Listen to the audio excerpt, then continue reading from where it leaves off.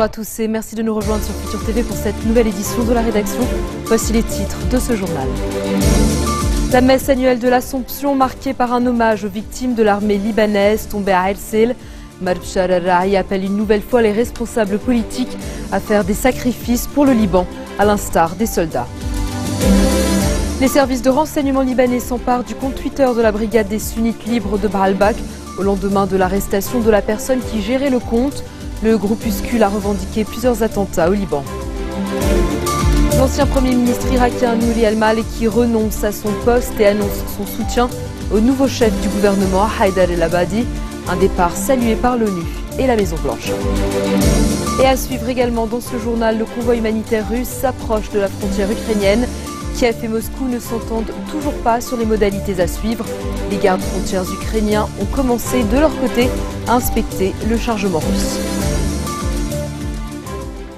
Le patriarche maronite a pour la énième fois exhorté les responsables politiques libanais à élire un président de la République sans plus tarder. Marbchar al-Rahi s'est exprimé lors d'une messe célébrée au siège patriarcal d'été de Diman à l'occasion de l'Assomption et en hommage aux victimes de l'armée libanaise tombée à El-Sil dans la Bekaa. Il a appelé les responsables politiques à dépasser leurs intérêts personnels et faire des sacrifices à l'instar des soldats. Le chef de l'église maronite a également salué les sacrifices de l'armée libanaise qui a combattu les djihadistes à El-Sil et dédié la messe à la libération des dizaines d'otages de l'armée et des forces de sécurité intérieure toujours retenues par les islamistes. Sachez par ailleurs que le patriarche pourrait se rendre au Kurdistan irakien en signe de solidarité avec les chrétiens d'Irak. C'est ce qu'a indiqué le vicaire patriarcal maronite Samir Mazloum à la radio.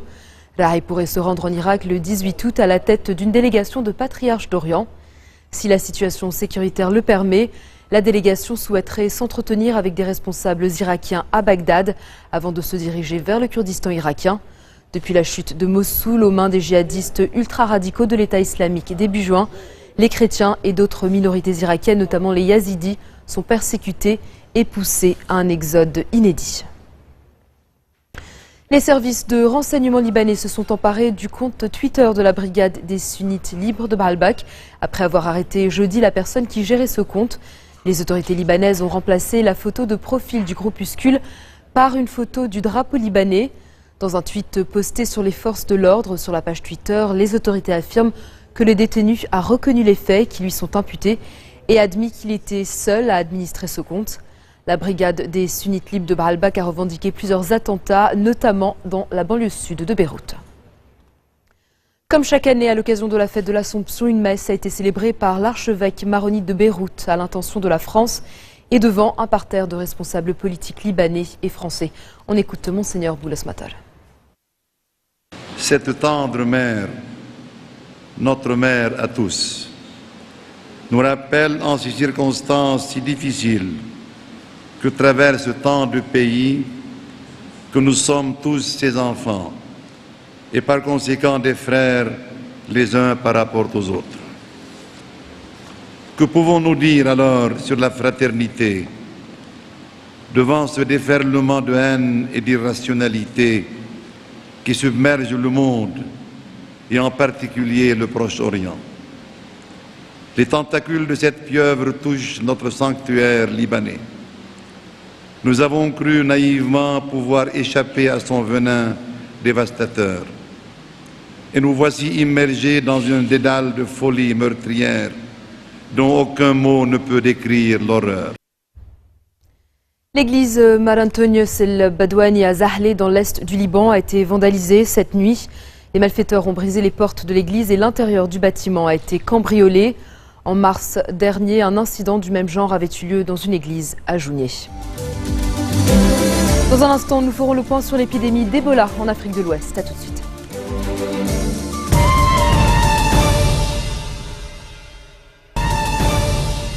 Retour sur le plateau de l'info du 16h40. Le Premier ministre irakien Nouri al-Maliki a finalement cédé aux pressions de toutes parts et démissionné hier soir, laissant le champ libre à son successeur. Son départ a été salué par l'ONU et les États-Unis. Haïdar el-Abadi a été désigné pour créer un gouvernement d'union susceptible de s'opposer à l'avancée des djihadistes de l'État islamique qui se trouve non loin de Bagdad. Ce nouveau Premier ministre est perçu comme une figure beaucoup moins polarisante, capable d'unir les Irakiens contre les insurgés. Ancien proche de Nouri al-Maliki, il a, comme lui, vécu en exil sous le régime de Saddam Hussein. Les combattants de l'organisation islamiste sont massés près de la ville de Karatapa, à 120 km au nord de la capitale. Pendant ce temps, les ministres des Affaires étrangères de l'Union européenne qui se réunissent aujourd'hui à Bruxelles. Ils doivent étudier la création d'un groupe de soutien à l'Irak qui comprendra les pays de la région et notamment l'Iran. Réaction. Je souhaite que l'Europe se mobilise et vienne au soutien des Irakiens et des Kurdes qui souffrent d'une manière atroce. Voilà le sens de cette réunion et nous aurons les résultats dans quelques heures. La France entend rester, par les réformes qu'elle engage, la 5e puissance économique du monde.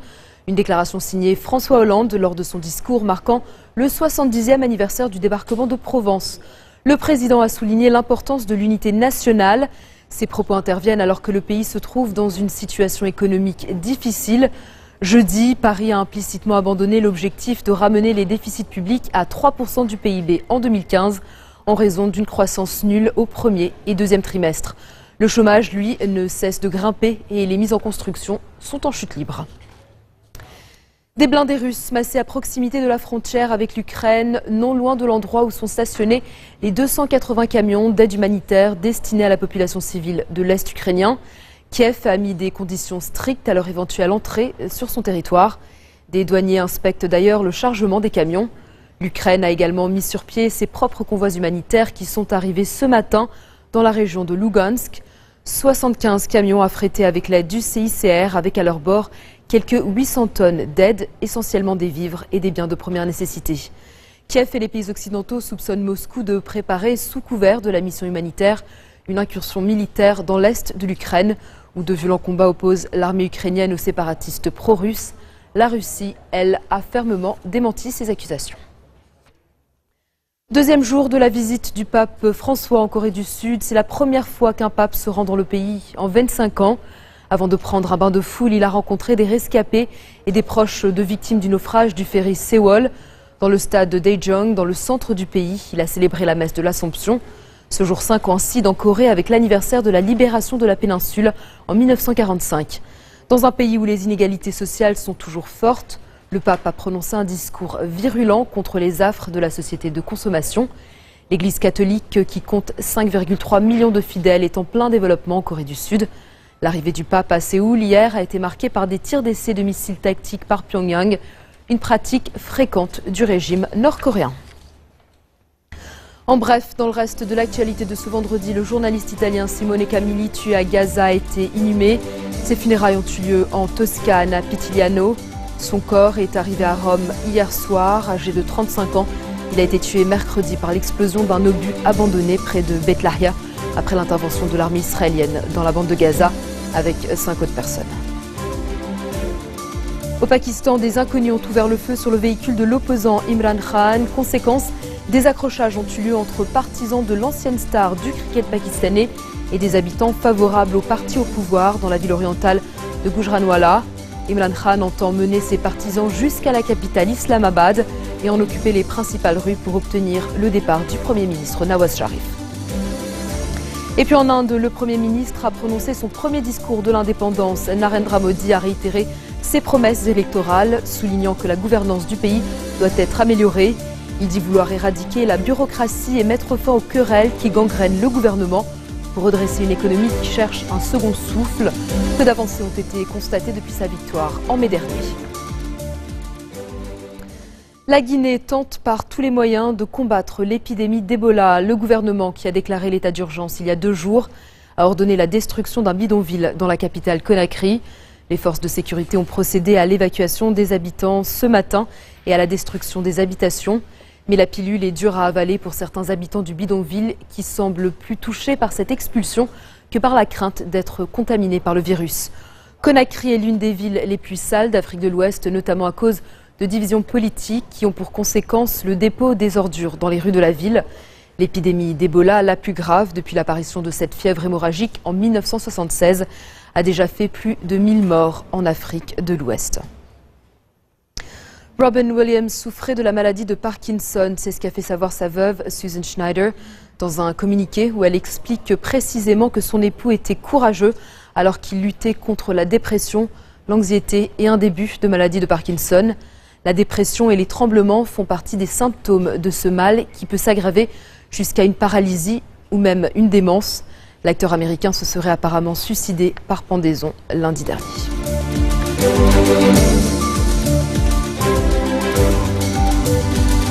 C'est la fin de ce journal. Tout de suite, le rappel des titres qui ont marqué l'actualité de cette journée. La messe annuelle de l'Assomption, marquée par un hommage aux victimes de l'armée libanaise tombée à El Sil. Mahdi Chararahi appelle une nouvelle fois les responsables politiques à faire des sacrifices pour le Liban, à l'instar des soldats. Les services de renseignement libanais s'emparent du compte Twitter de la brigade des sunnites libres de Baalbek. Au lendemain de l'arrestation de la personne qui gérait le compte, le groupuscule a revendiqué plusieurs attentats au Liban. L'ancien Premier ministre irakien Nouri al-Maliki renonce à son poste et annonce son soutien au nouveau chef du gouvernement, Haïdar el-Abadi, un départ salué par l'ONU et la Maison-Blanche. Et puis le convoi humanitaire russe s'approche de la frontière ukrainienne. Kiev et Moscou ne s'entendent toujours pas sur les modalités à suivre. Les gardes-frontières ukrainiens ont commencé de leur côté à inspecter le chargement russe. Merci de votre attention. Retrouvez-nous tous les jours à 16h40 heure de Beyrouth. Vous pouvez également nous suivre en ligne sur notre site web ou en téléchargeant notre application mobile. Excellente soirée à toutes et à tous et à demain.